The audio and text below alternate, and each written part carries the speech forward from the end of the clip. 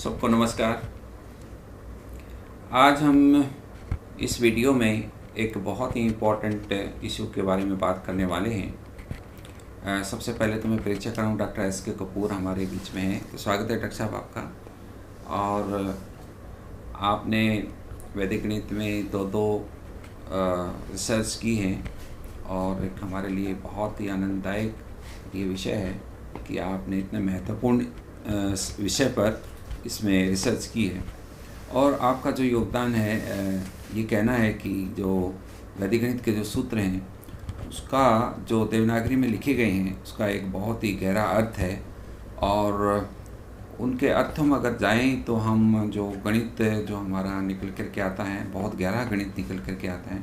तो डॉक्टर साहब, इसमें जो गणित सूत्रों में जो 16 सूत्र हैं और 13 उपसूत्र हैं, इसमें इसका सामान्य तौर पर और इसके जो वर्णमाला में जो अक्षर हैं उनका क्या अर्थ है और ये मैथमेटिक्स में और हमें कैसे हेल्प करते हैं? शंकराचार्य जी ने हमें ये प्रयोग करके बतलाया है कि ये वेद की विद्या है, ये वैदिक शास्त्रों की विद्या है। इसका व्यवस्था, इसका प्रबंध, इसका सुगठन, इसका विधि विधान वैदिक है। और इस विधान के लिए हमें वेद की रीति के अनुसार ही प्रवेश करना पड़ेगा। और वेद की रीति है कि हम इसे ध्यान के माध्यम से जानें। स्वामी जी ने बहुत दीर्घ काल तक इस पर ध्यान करने के पश्चात हमारे समक्ष इसमें गणित के सूत्रों की कुछ प्रक्रियाएं स्पष्ट करके बतलाई हैं। अब ध्यान, योग और सांख्य का साम्य व्यवस्था है। योग से किस तरह से सांख्य में पहुंचा जाता है, ये प्रकृति ने हमारे मस्तिष्क के सुगठन करने की व्यवस्था में ही धारण कर रखा हुआ है। इसलिए हमें जब इस विद्या में प्रवेश करना है तो हमें ये मान्यता मानकर चलनी पड़ेगी कि जैसे ही हम ध्यान की प्रक्रिया में जाएंगे वैसे ही बुद्धि सांख्य की सूक्ष्म गणनाओं को स्वयं ही प्राप्त कर लेगी। इसलिए हमें ये देवनागरी के वर्णों का उपयोग करके जो सूत्रों का सुगठन किया गया है, वो हमें इन वर्णों के अक्षरों में जिस प्रकार नाद प्रवाहित हो रहा है उसके सामने, उसके समांतर चलना होगा। तो इसलिए अगर हम देवनागरी वर्णमाला में सुगठित ये गणित के जो सूत्र हैं उनके क्षेत्र में प्रवेश करना है तो हमें ध्यान के माध्यम से योग और सांख्य का साम्य व्यवस्था में चलते हुए ही पहुंचना है। इसलिए हमें ये जानना होगा कि योग किस तरह से हमारे चेतना के स्पंदनों को नाद के सामने, नाद पर आरूढ़ होकर ज्योतिर्मय होता है। तो ये अपने आप में एक ऐसी व्यवस्था है जो कि गणित सूत्रों के अंदर प्रवाहित है। इसलिए वैदिक गणित के सूत्रों के गणित को इस सौर मंडल के सामान्य व्यवस्था वाला जानने के लिए, इस गणित को जानने के लिए, इस शरीर के गणित को जानने के लिए, इस ब्रह्मांड के गणित को जानने के लिए हमें इन सूत्रों के वर्णों के नाद का उपयोग करना होगा। इसीलिए हमें ये सूत्र कंठस्थ कर लेने चाहिए और इन सूत्रों के कंठस्थ हो जाने के पश्चात ये मेंटल मैथमेटिक्स हो जाएगा, ये मानसिक व्यवस्था हो जाएगी और इसका जो नाद है हमें अपनी चेतना के सामने कर देगा। डॉक्टर साहब, एक तो आप कह रहे हैं कि भी ध्यान से ये सब होगा, ध्यान से ही हम जो है इन सूत्रों में और गहराई में जाएंगे। ध्यान डॉक्टर साहब किस प्रकार से ये हमारी नाद और चेतना को और गहरा कैसे करता है? और ध्यान हम किस पे करें इसको? गणित के सूत्रों पर ध्यान का मतलब क्या है, और ये हमारी नाद और चेतना इससे और हमारी सुदृढ़ कैसे होती है? प्रारंभ में एक अक्षर ओम ही वास्तविक नाद का केंद्र है, लेकिन गणित के सूत्रों में प्रवेश करने के लिए अगर हम इन सूत्रों की जो जिस तरह से क्रमबद्ध व्यवस्था है, इनको ही इस क्रम के अनुसार ही अगर हम उच्चारण करें, इसको प्रार्थना रूप स्वीकार करें, तो किस पर ध्यान करना है वो भी इसी के अंदर निहित है। तो हमें ध्यान भी गणित सूत्रों का ही करना है, और गणित सूत्रों के वर्णों के नाद के माध्यम से ही करना है।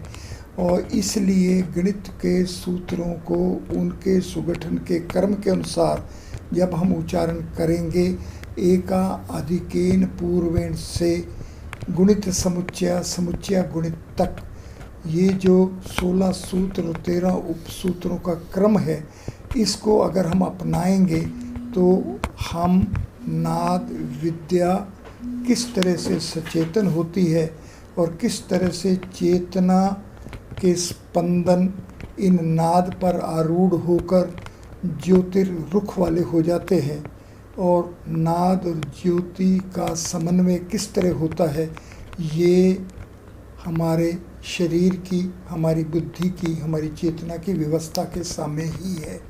इसलिए ये सूत्र इन सूत्रों के कर्म के अनुसार, इनके सुगठन के अनुसार, इनके वर्णों का, इनके स्वरों का नाद में कर लेना ही ध्यान की प्रक्रिया माननी चाहिए।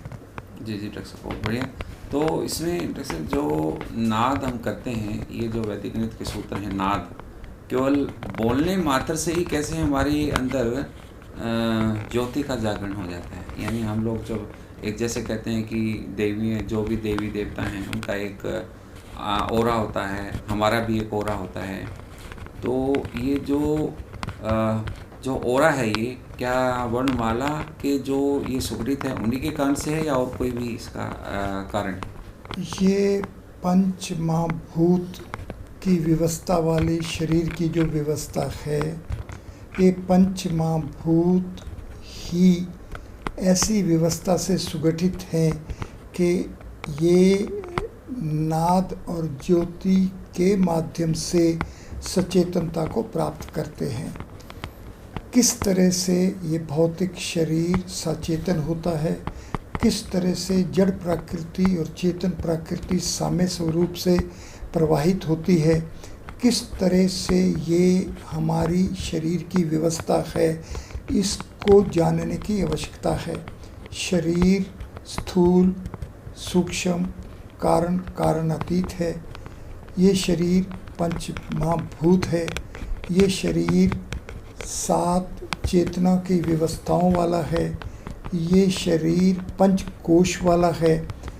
इसलिए इस शरीर की व्यवस्था ही ऐसी है कि वो नाद केवल ध्वनि मात्र नहीं रहता, ध्वनि से नाद, नाद से अनाहत नाद, प्रकाश से ज्योति, ज्योति से ब्रह्म ज्योति, ये एक प्रकृति की व्यवस्था है।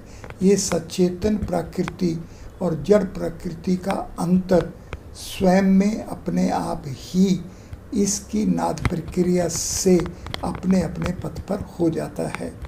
इसलिए ये नाद ध्वनि नहीं है, ये नाद अनाहत नाद हो जाता है। ये प्रकाश से ज्योति तक जाने का माध्यम है, ज्योति से ब्रह्म ज्योति तक जाने का माध्यम है।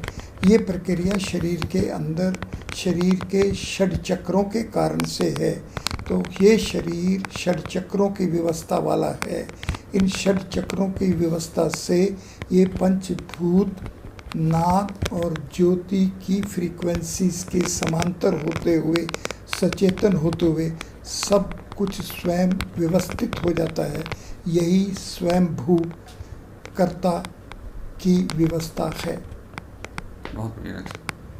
तो डॉक्टर साहब, जैसे ये जो आपने कहा कि नाद और जो हम अनाहत हो जाता है, इसी प्रकार से ज्योति और चेतना जो ये शब्द है, इनका आपस में क्या संबंध है?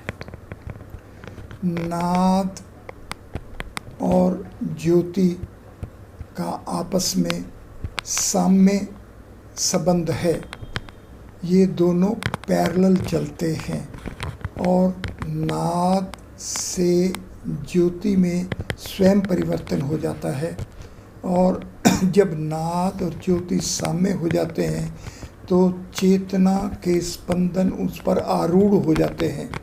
जैसे ही कॉन्शियसनेस की इम्पल्सेस साउंड फ्रीक्वेंसीज से लाइट फ्रीक्वेंसीज के कैरियर्स बनते हैं, तो उससे इस शरीर की जड़ व्यवस्था अपने आप में समाप्त होकर सचेतन व्यवस्था में परिवर्तित हो जाती है।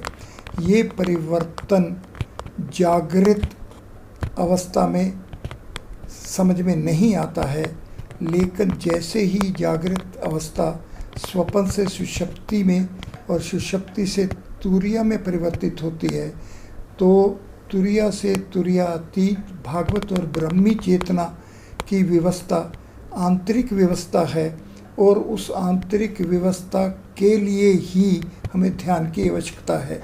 बुद्धि ध्यान के माध्यम से ही सचेतन होती है, तो ये बुद्धि केवल जड़ तर्क व्यवस्था नहीं है।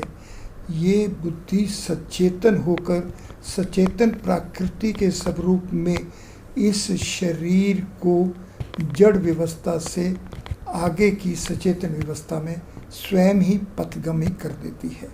इसी को दिव्य गंगा प्रवाह कहते हैं। बहुत बढ़िया। तो डॉक्टर साहब, ये जो आप ज्योति और चेतना की बात करते हैं, तो एक विद्यार्थियों में एक बहुत बड़ी समस्या है कि कई बार हम कहते हैं कि तुम्हारे अंदर बुद्धि नहीं है या तुम्हारे याददाश्त नहीं है, तो इस प्रकार से इन सब बातों से इनका क्या संगम, कैसे संगम हो सकता है बुद्धि और वैदिक गणित की व्यवस्था स्वयंभू ब्रह्मा सृष्टिकर्ता के नियमों के अनुसार है। ये व्यवस्था सचेतन प्रकृति की व्यवस्था है। ये व्यवस्था को जागृत करना ही गणित को समझना, समझाना और अपनाना है। जैसे ही हम वैदिक गणित के सूत्रों से अपनाएंगे, तो वैदिक गणित के सूत्रों की जो कर्म व्यवस्था है, वो कर्म अनुसार ही शनै शनै हमारी जड़ अवस्था को सचेतनता में परिवर्तित करती चली जाएगी। इसलिए जब श्रद्धावान निष्ठावान साधक इन सूत्रों के आश्रित होकर इस नाद से प्रार्थना करेगा, तो इस शरीर की जो सचेतनता के स्पंदन हैं, वो स्वयं ही स्वयंभू सृष्टिकर्ता के नियम के अनुसार ही इस पर आरूढ़ हो जाएगी। यहाँ अगर हम श्रीमद् भगवत गीता का वो दिव्य संदेश समझें, जहाँ ये कहा जा रहा है, श्री भगवान की तरफ से, कृष्ण की तरफ से कहा जा रहा है कि मैं इस शरीर को यंत्र रूप अपनाकर आरूढ़ हो जाता हूँ और इस शरीर के कर्मों के अनुसार उसको फल देता हूँ। तो किस तरह से सचेतन प्रकृति चेतना के स्पंदनों को ब्रह्म ज्योति में पहुँचाने के लिए व्यवस्थित है, और उस व्यवस्था के अनुसार ही ईश्वर इस शरीर को यंत्र मानकर इस पर आरूढ़ होकर शरीर के कर्मों के अनुसार बुद्धि की जागृत अवस्था से ब्रह्मी अवस्था तक पहुंचाने की प्रक्रिया के पथ पर डाल देता है। हमारे लिए केवल इन गणित सूत्रों को प्रार्थना स्वरूप से स्वीकार करने पर और इन सूत्रों के कर्म के अनुसार इसको कंठस्थ कर लेने से ही हमारी स्मृति समृद्ध हो जाएगी, जागृत हो जाएगी, और स्मृति के जागृत रहने से बुद्धि सचेतन हो जाएगी और बुद्धि की सचेतनता से ही सब प्राप्ति हो जाएगी। बहुत बढ़िया डॉक्टर साहब। अब मैं अंत में ये चाहूँगा डॉक्टर साहब कि दर्शकों को ये एक संदेश चला जाए कि हम जो है अपनी दिनचर्या कैसे बनाएं गणित सूत्रों को दोहराने में, और ताकि जो है बुद्धि जो है जो वो चाहते हैं, स्मृति जो चाहते हैं, उसी अनुसार उनका विकास हो जाए।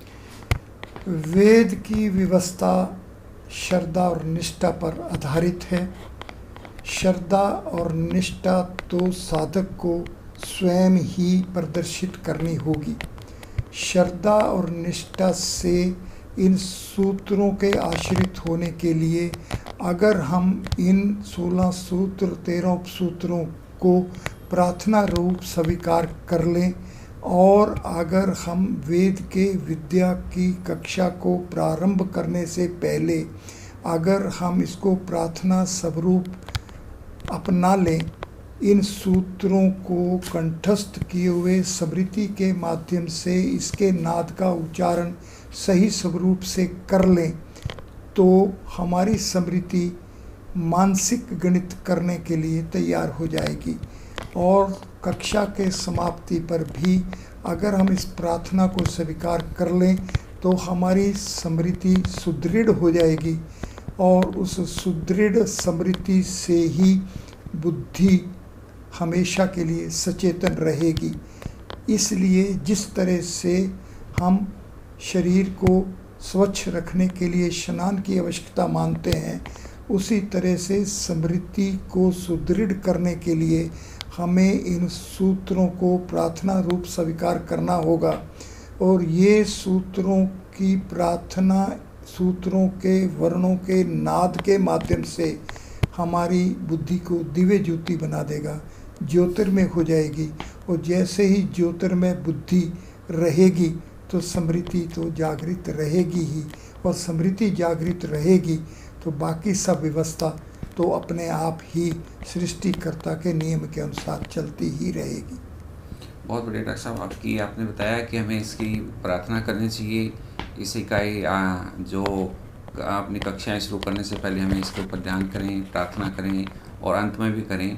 तो ऐसा करने से जैसे तो पहले वर्ण छठे स्वर से लेके आखिरी 519वें वर्ण विसर्जनिया तक अगर हम इस क्रम से हमारी बुद्धि में ये स्मृति जागृत रहेगी कि कौन सा वर्ण किस क्रम पर कहाँ पर उपस्थित हो रहा है, तो आप मानिए कि इस ब्रह्मांड में कुछ भी ऐसा नहीं है, कोई भी ऐसी विद्या नहीं है जो कि उस बुद्धि में जागृत नहीं रहेगी।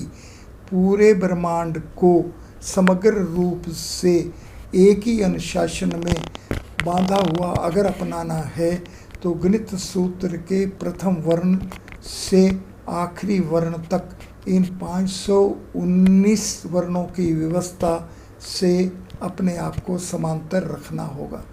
बहुत ही आपने अच्छी बात बताई डॉक्टर साहब कि हमें इसका जो ऑर्डर है वो यह ध्यान में होना चाहिए। देवनागरी के जो हमें पूरा जो 16 सूत्रों में जो 519 जो आपने बताए। इसके लिए एक बात और जो ध्यान में रखने की है कि 16 सूत्र और 13 उपसूत्र हैं, तो एक सूत्र से दूसरे सूत्र तक जाने में जो बीच में खाई या गैप दिखता है उसका भरण उपसूत्रों से किया जाता है। इसलिए 283 सूत्रों के वर्णों के जहाँ जहाँ गैप्स हैं वहाँ पर 236 उपसूत्रों के वर्णों का जब एक पथ बना दिया जाएगा तो उसको स्थापत्य पथ कहते हैं। वेद स्थापत्य पथ पर आरूढ़ होकर बुद्धि इस प्रकृति को उसके नियम के अनुसार ही भोगती है। बहुत बढ़िया, बहुत ही अच्छा संदेश था डॉक्टर साहब कि 16 सूत्रों और 13 उपसूत्रों में हम लोगों को एक इस ढंग से चलना चाहिए ताकि 16 सूत्र पढ़ें तो उनके अंदर 13 उपसूत्र भी उनका ध्यान होना चाहिए, क्योंकि वही एक रास्ता है हमारे पास। और हम अंत में सभी दर्शकों को कहेंगे कि 16 सूत्र और 13 सूत्र हमें याद करके, ध्यान करके और अपने गणित में और अच्छी तरह से हम जो है पढ़ें और पढ़ाएं और अपने आने वाली पीढ़ियों को और जागरूक बनाएं। तो इसी के साथ ही डॉक्टर साहब का बहुत बहुत धन्यवाद। बहुत बहुत धन्यवाद, बहुत बहुत धन्यवाद, बहुत बहुत धन्यवाद। सब साधक इसी तरह अपनाएं, यही हमारे लिए प्रसाद है। बहुत बहुत धन्यवाद। Thank you.